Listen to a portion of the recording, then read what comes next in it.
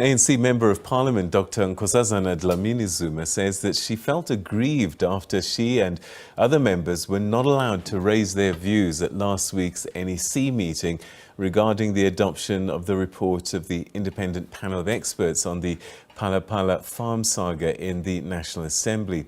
The panel found that President Cyril Ramaphosa may have violated his oath of office. Most of the ANC MPs voted against the adoption of the report, whilst the majority of the opposition parties voted in favour. Our international news editor, Sophie Mkwena, had a sit-down with Dr. Dlamini-Zuma. I didn't defy the party. I voted as a public representative in Parliament. But let's go back to the party. In the party, I'm an NEC member. In the NEC, issues like these should be debated exhaustively by everyone in the NEC before a conclusion is reached. That Monday, I think it was the 4th or something, a meeting took place. There were about 80 names that were pronounced that are going to speak, including my name. But somewhere at number 50-something, we're told there's a glimpse of the summary. It's a glimpse of the summary. No, it's not the summary, it's just a glimpse. Then the next thing, the meeting is stopped. And we protested. I'm one of the people who protested that no, you can't say this is a summary when more than 20 people haven't spoken. How do you know what they were going to say, and how do you know what the conclusion was going to be when they've spoken? We were ignored. Meeting was stopped abruptly. I actually went to the 3 leaders of the top 6. And I said, this is wrong. We must be given an opportunity to debate this matter, all of us. You can't give instructions when you haven't debated. We all believe in democratic centralism, but democratic centralism is not for a few. It's for all of us. You debate the issues. And when you have debated the issues exhaustively, you come to a conclusion. And then everybody follows that conclusion. This didn't happen this time. And if we're going to allow that kind of behavior within the ANC, that because it means you are actually defining other people outside that meeting, we shouldn't allow it. It's wrong, it's unprecedented, it's wrong. I did inform the leadership, even of how I'm going to vote based on that. That's number one. They know it. If you were to ask them, 3 of them know it. Who are these 3? Well, it was the chair, the TG, and the deputy president. So they were not surprised. So the chairperson, I'll come to the second issue. The chairperson of the ANC, Gwede Mantashe, and the treasurer general, who is also acting as the secretary general of the ANC, who is actually the engine of the party, and the deputy president of the ANC, when they said the NEC adopted that position? Well, I'm not going to speak for them. I'm telling you what happened at the meeting. I didn't speak. I was in the list. There were 20-something people who still needed to speak. So you can draw your own conclusion. If they say there was a decision, it means they are defining us out of that meeting. And I did say to them, this is wrong, and you can't give instruction based on a discussion that excluded others. Secondly, coming now to the report itself. The report does not say president is guilty. The report does not say the president must go. All that the report says is that based on their discussions, they are still.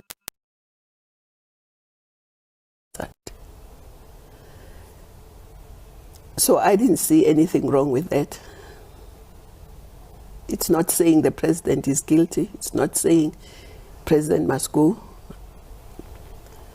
I don't see anything wrong when somebody is just to clear whatever the panel. Remember, this report is a report of a panel set up by Parliament. It's a report chaired by former Justice Ngobo, who's a very renowned jurist, not only in South Africa, but even abroad. He is respected. He did his job. He concluded, because he was not asked to find the president guilty. No, he wasn't even asked to say whether the president should leave or not. He was just asked whether there is a case to answer, and he said no, yes. And I didn't see anything wrong with that. Minister, some people are saying you have explained that the processes within the NEC were not exhausted. It is understandable. But others out there are saying when there was a Nkandla report, you supported the position that was taken by the leadership and the NEC, and people feel that it's a betrayal of what you stand for in terms of always respecting the leadership. I respect the leadership. Even now, I respect the leadership. I've never disrespected the leadership. What I did yesterday was not disrespectful to the leadership. No, I wasn't I was not disrespecting leadership. They know it. I've never disrespected them. Going forward, in terms of this report and your view, what has happened, and also to ensure that people who are watching understand this better, what needs to be done to undo the perception and the damage that you defied the party? You explained that the processes were not exhausted.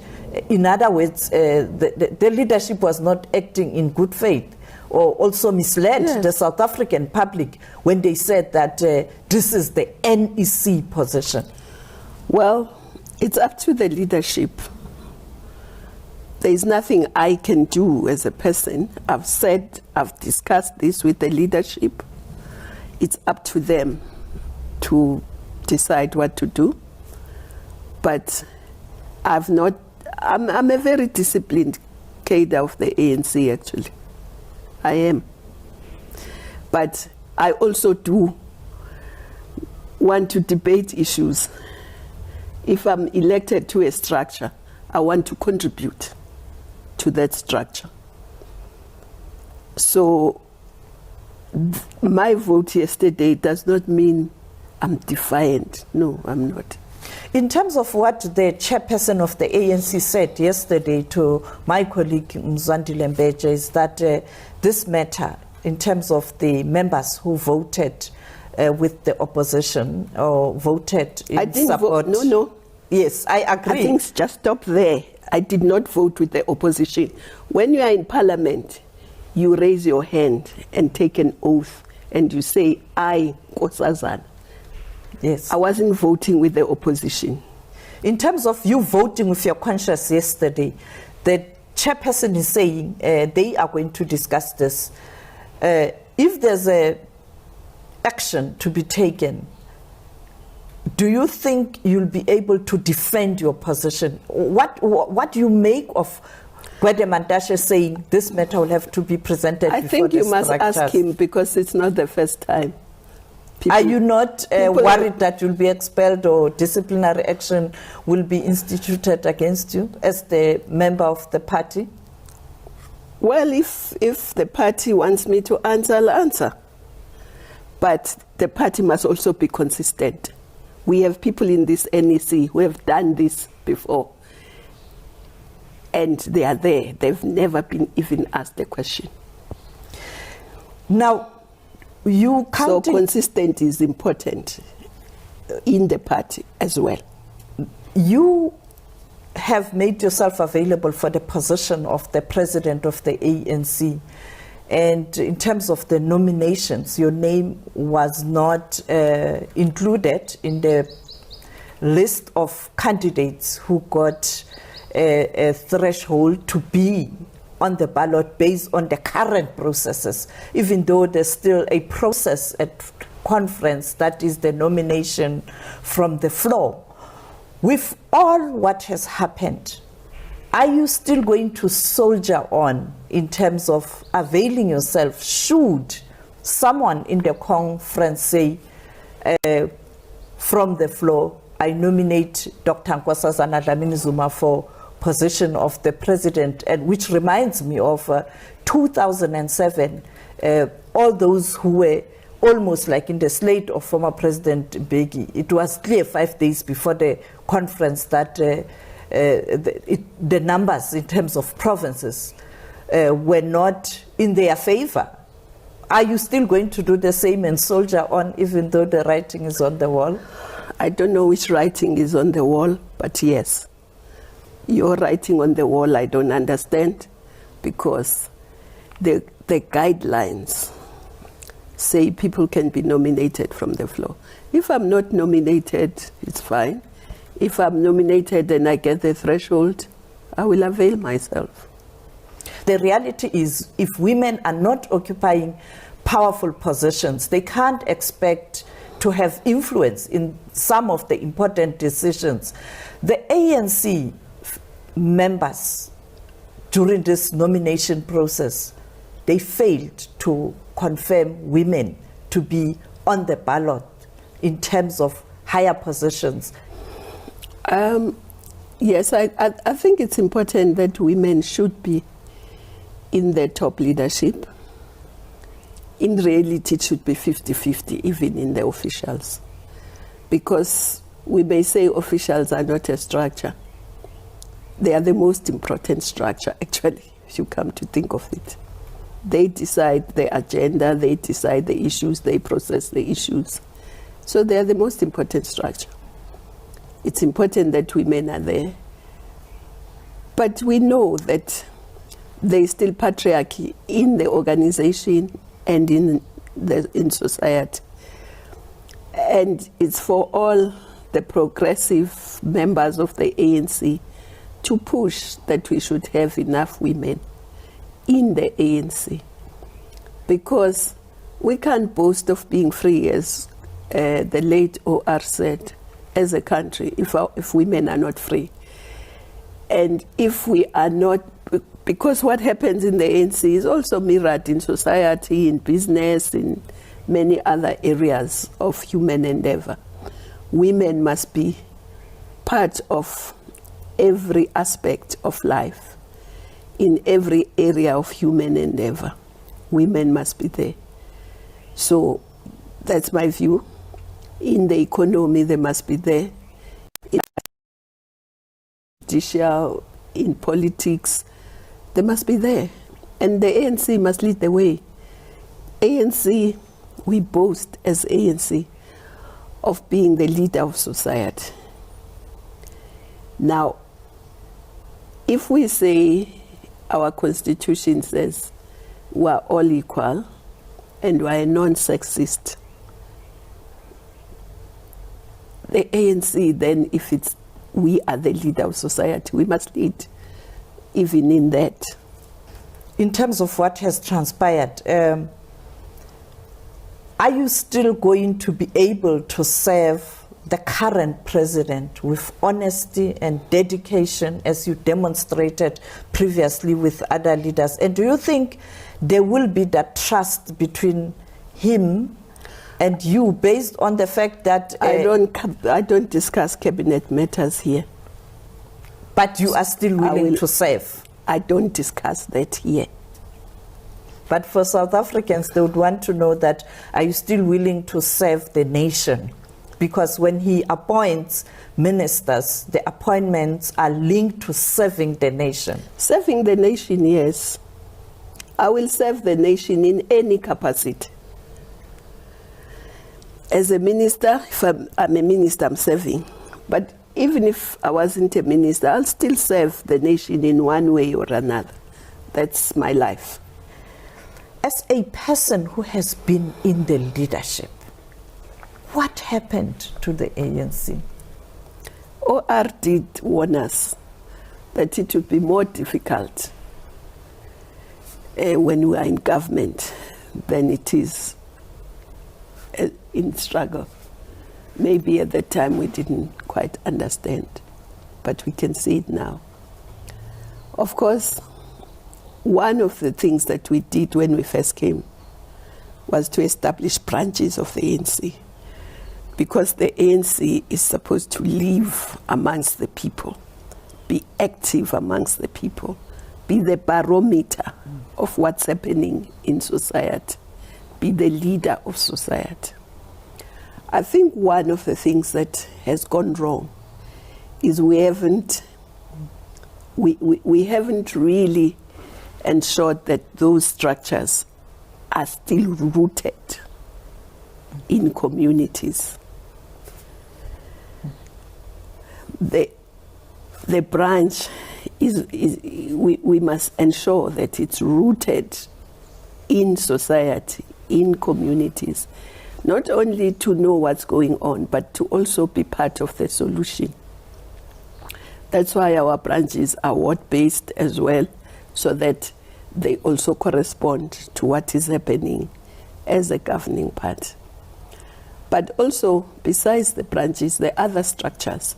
Look at the last 5 years. We can go beyond, but because we don't have time, let's look at the last 5 years.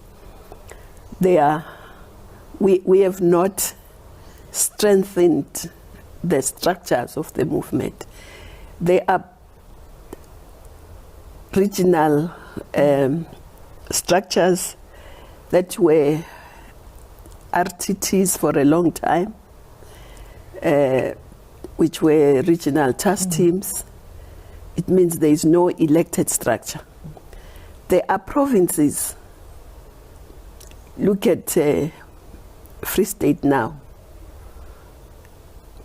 Look at Northwest.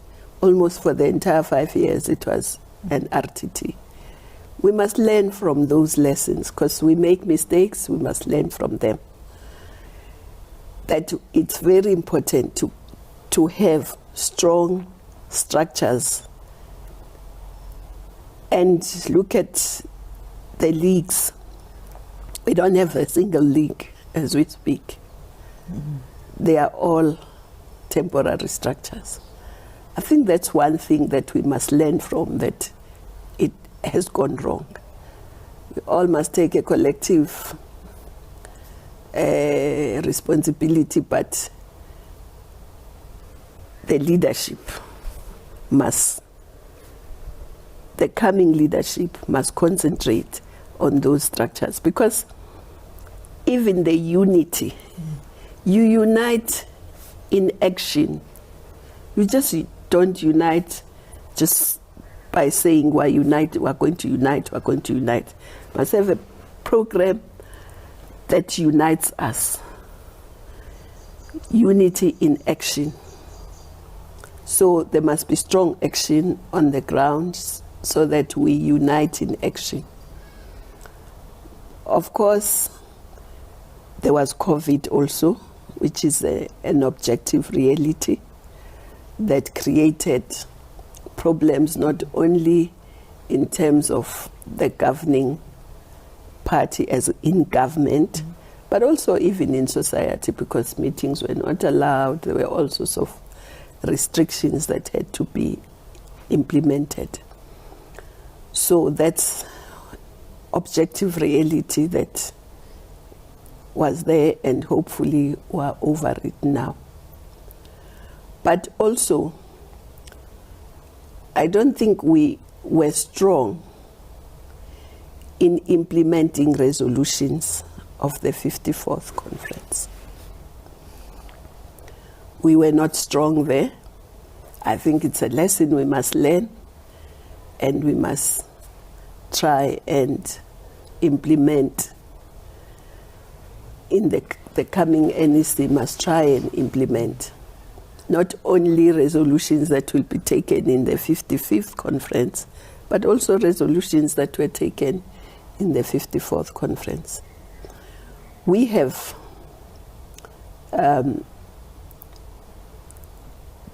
problems in the country that we must attend to. Social problems, for instance, youth unemployment, women unemployment, unemployment in general, poverty. But of course, inequality is also a big issue. Youth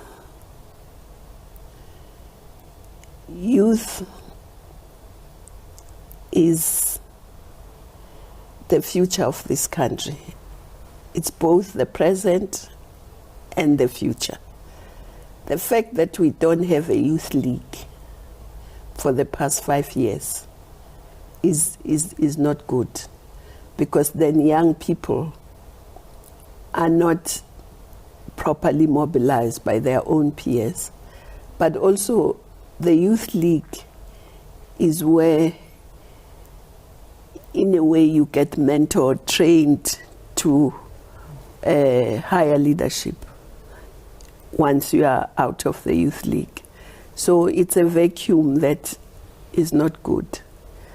And we know that nature does not allow a vacuum.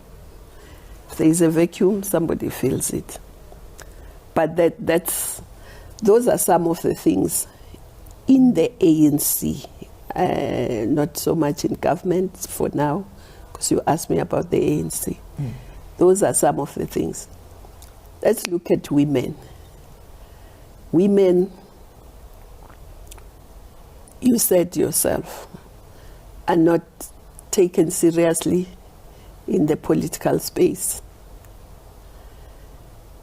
In Parliament, we had to fight for it. If you recall, in 1994, we were fighting for 30% of women in Parliament.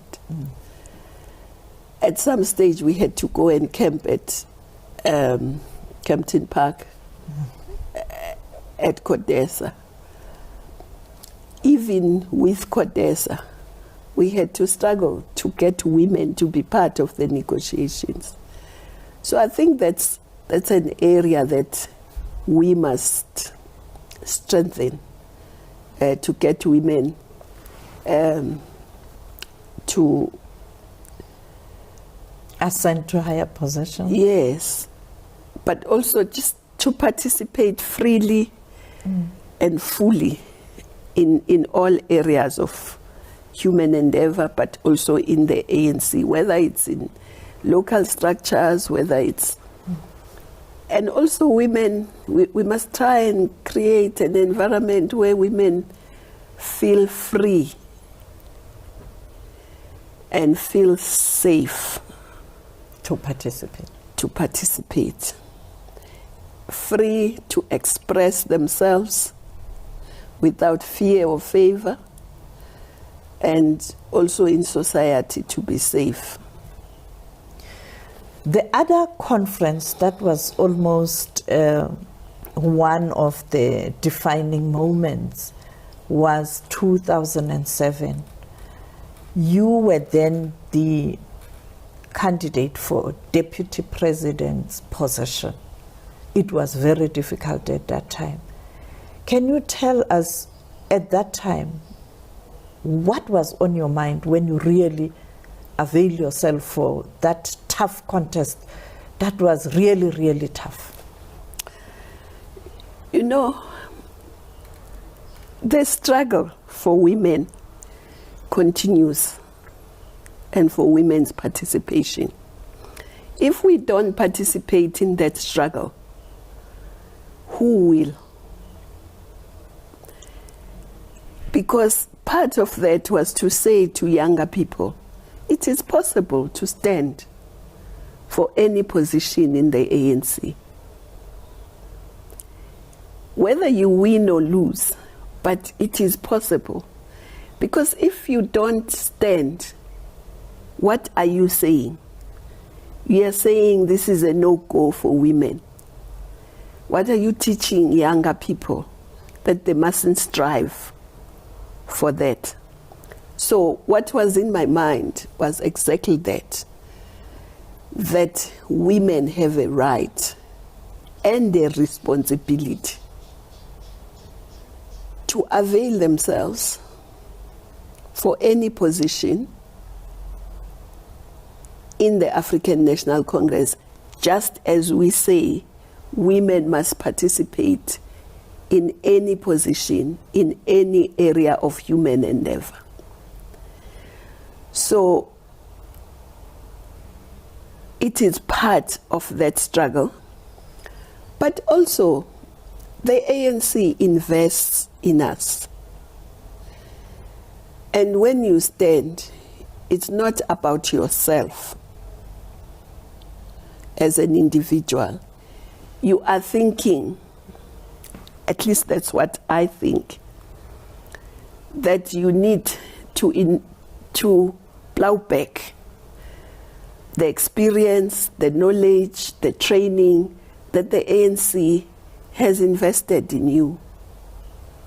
So yes, it was a tough context, but the struggle is tough. Who said the struggle is easy? Going to Nasrec, some within the ANC and outside the ANC were saying that you were endorsed by the former ANC president, Jacob Zuma.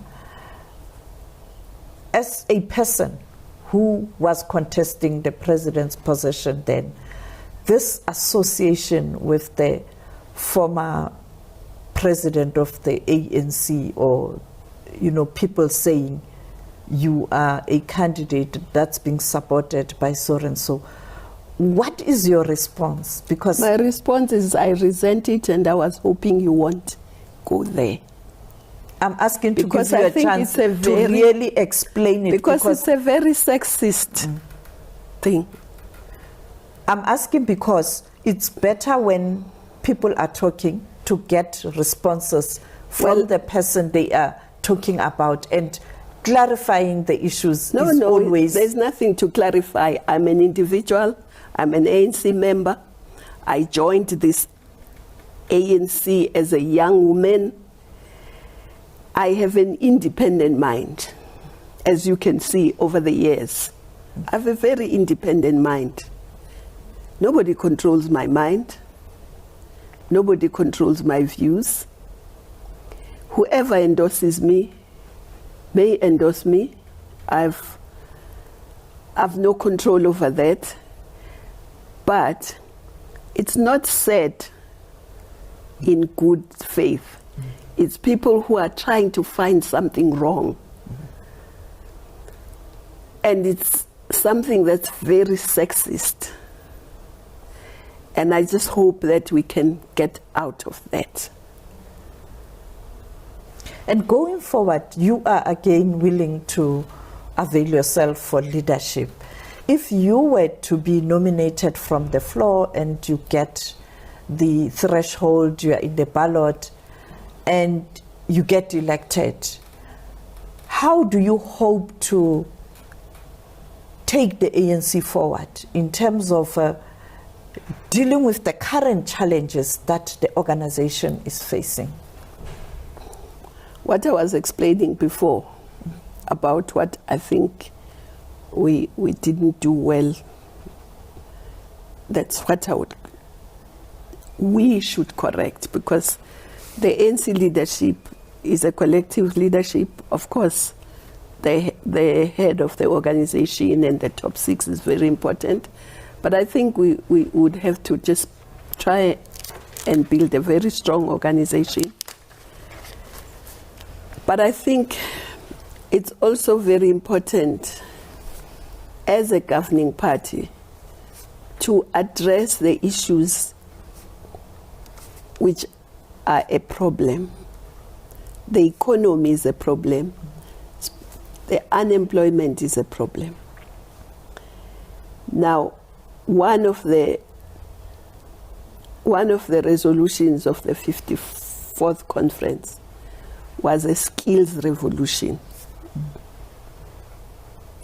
Because we understood that the economy of today needs skills. You can't grow your economy on unskilled labor. That's the first thing, and that has to be done. But we also have to look at what, for instance, there is technology now. There is ICT. We can actually be a hub for that, train young people, and we have, I mean, we are a medium economy, but we don't even produce our own computers. We don't produce our cell phones. But even if we didn't, if we trained our young people to at least do microconductors, which are needed everywhere, we could train a lot of young people, we could absorb a lot of young people into jobs. Just making an example. You know, when you look at the economy and how it should grow, you should look at your reality, at the South African reality. You should look at your own history, should look at your own culture. And utilize all those, your own indigenous knowledge system, and utilize all those. If you look at our reality, we have very talented young people. I've spoken about the technology. We have the young people, we have the raw materials, we can do that. But we also have very talented young people in the creative, which is part of our culture. That can be a big pillar of the economy. It absorbs a lot of people. If we said, in fact, it is one of the pillars, but we're not investing as much in it as we should. And I think if we are to look at unemployment, especially amongst young people, we must also look at that. Our creative industry, our cultural heritage. If you look at other countries, look at whether it's UK, whether you look at France, you look at China, you look at Russia, they use their cultural heritage as part of their economic activities. They use part of their indigenous systems, their history there, as part of their economic system, because the economy must be rooted in your reality. So that's another area. We have mining. Mining, we mine, but we tend to send things raw to other countries. Is important. We don't beneficiate. It is very important. Because you see, beneficiation creates a higher level of jobs that pay even better than the mining ones. Of course, it needs skills. So you create more jobs, better paying jobs, but you also get more revenue, because finished goods are much more than when you send something raw. So when we're sending things raw, it means we're exporting jobs, which we shouldn't. We're exporting revenue, which we shouldn't. So there is also that area. Of course, we're already doing agro-processing. We can do more in that. The value chain of agriculture can include a bit more people in agriculture. But generally, I think we must look at manufacturing a bit more, but also look at how we can create economies at a local area. If you look at the 54 districts, let alone the 57 municipalities, just the district, 52 of them. The metros, yes, there is economic activities in the metros and maybe in some of the big cities. But generally, there is no real local economic development that is planned and is developed, and yet we think the economy can grow in the country without growing the local economy. But also we can't do away with poverty if we don't implement local economic development. We must identify what is there in that area that we can work on, see what the comparative advantage of that place is, and see what economic activities they can be. Skill the people around that, create co-ops, but also one of the important aspects is the finance, our financial sector. Our financial sector must be transformed. Just look at where we were during apartheid. They were building societies everywhere, assisting people with housing, PEM banks. We should be creating local banks, co-ops, housing banks, and so on, so that people have access to finance for what they would like to do, whether it's small business, whatever. But of course, all that won't happen if we don't have electricity as well. Yes, coming to that, I mean, right now, we don't have electricity, and to power the economy, you need energy. And if you don't, you are going to continue to have these challenges. What is your view? What is the ANC doing to ensure that those deployed in government do what is supposed to be done to get out of this mess? Well, implementation is important. I think implementation is the will to implement, then you implement. But let me say, on electricity, I think it would be important to just call people to a discussion, those who know about ESCOM, who understand ESCOM, engineers and so on, put them in a room, let's discuss, what is it? You know ESCOM, you can tell us what's wrong and how it can be fixed. We generate sufficient, I think we've got more than 50 megawatts that we generate. And what is the problem?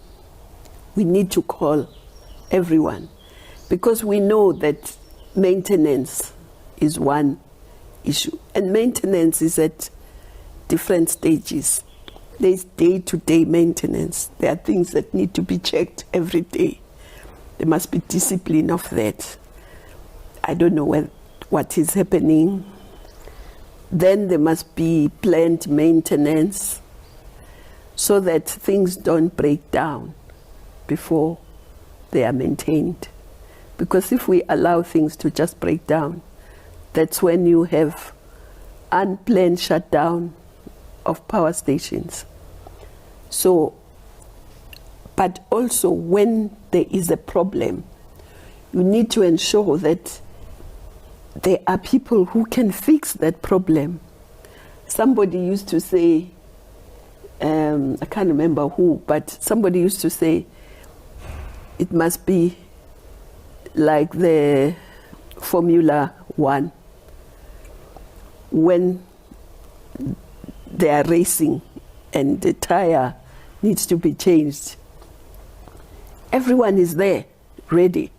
And within a very short time, it's done and the racer is racing. Even at ESCOM, things like tube leaks or whatever must be fixed quickly. Everyone must be there. But because I'm not at ESCOM, that's why I'm saying it would be good to call everyone who knows ESCOM and say, here we are, what is the problem? Why do we have so many megawatts that we can generate, but we are now having these rolling blackouts? And I'm sure is there they a will tell political us will to resolve this ESCOM matter?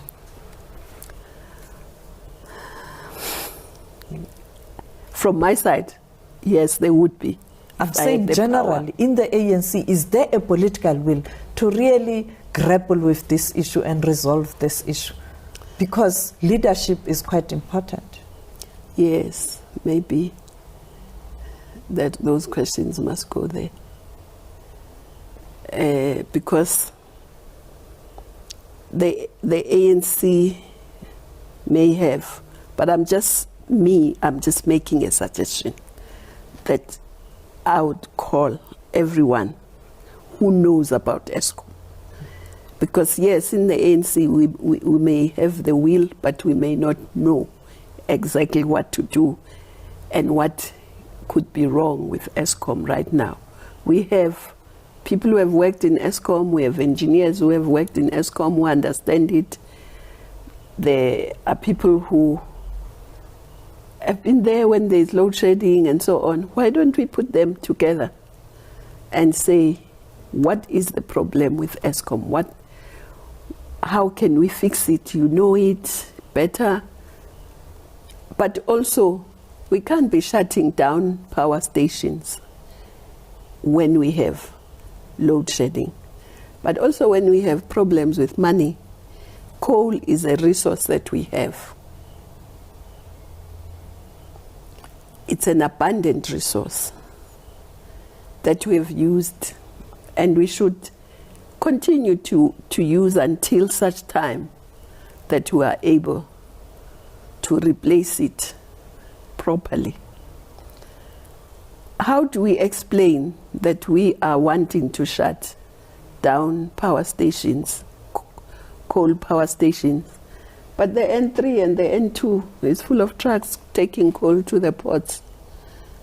What are those people going to do with coal? Why don't we ask ourselves? Continue. So that's why I'm saying, when you look at the economy, you must look at your reality, not at other people's reality, at your reality. What do you have? What can you use? Yes, coal is a very important part, but we also have uranium if we want to go nuclear. We have it, we mine it. It's a resource that we have. Then it's the technology that we must, but we do have nuclear in South Africa, because sometimes people talk as though we don't have nuclear. We do, but it's small. Maybe it's clean. It's once you have paid the capital input, it's cheaper over the years to generate. So maybe that's one of the things that, not in the immediate, because the immediate is to see how do we stop the load shedding, but in the medium is to say how do we increase the generation without increasing the pollution. Hydro is also a renewable, so we can also increase that part. The sun and wind, solar and wind, can support that, but it can't be the mainstay of our grid, because the sun is only available 12 hours a day when it's sunny. The wind is unpredictable. Right now here there's no wind. So those can support the grid, but they can't be the mainstay. The mainstay of the grid for the foreseeable future will be coal. We can increase nuclear, we can increase hydro, and then solar and wind can support. But we also need skills there. I hope, I don't know, I can't say. I hope we have enough skills there at Eskom to not just the engineers, but people who manage how coal is bought and how everything is done, because it's not just, it's a whole value chain also. It's generation, it's transmission, it's distribution. But at the moment, I think we are having problems with just the availability of electricity. Yeah. The issue of bringing in young leaders to the ANC is a thorny one. What is your view? I think it's important to, as I said, when you look at your country, you don't look at what other people are doing. You look at your own history, at your own reality. Our own reality is that we must have young people, an intergenerational mix. They must be part of the mix, and that's a long-standing ANC policy. Like anything else, the implementation is important. Just as we were saying, there were no women in the top 6.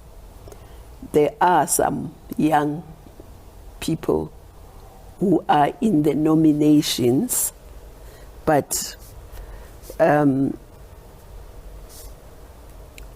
the ANC policy. It's a intergenerational mix. Are you confident that the ANC will emerge united? That's my hope and that's my wish, that the conference must go well, and that out of that must come out an ANC that is responsive to people's needs, that is working together, united in action, and that implements resolutions. That's my hope and that's my wish. The ANC is still very important in this country. There are lots of people whose livelihoods and whose betterment of life is still dependent on the ANC. And therefore the ANC must remember that. It's not just for ANC members. The ANC is important for the country. It's important for many people who are still looking for jobs, education, health, whatever. So we mustn't look at it as though it's just ours. No. It's our collective heritage as people, and we must always remember that a strong ANC means that there can be a better life for many more people. A weak ANC means it will be a weaker program to give a better life to South Africans. The ANC members are servants of the people. So it's not ours. We can't just predict that there must be blood on the floor, there must be this. No. We must respect the people of this country and ensure that the ANC remains a solid organization that can implement the Freedom Charter, that can create a better life for the people. How do you get out of this picture where people are saying, yes, this is the liberation organization that we know, but now it is a different animal when coming to corruption? Well, I think we must not give up on creating a better ANC. We must be truthful. We must admit when something is wrong. And we must try and do better. We don't have the monopoly of ideas. We must get other people to give us ideas, as I was saying about ESCOM and so on. The public, you know, when I was in Home Affairs, maybe you won't remember, I had every one Thursday a month a talk show. It started on 702, then it went to Metro, to try and get ideas from the public. One, on what they think is wrong with Home Affairs, because they are the consumers of that service. And two, what they think could be done better.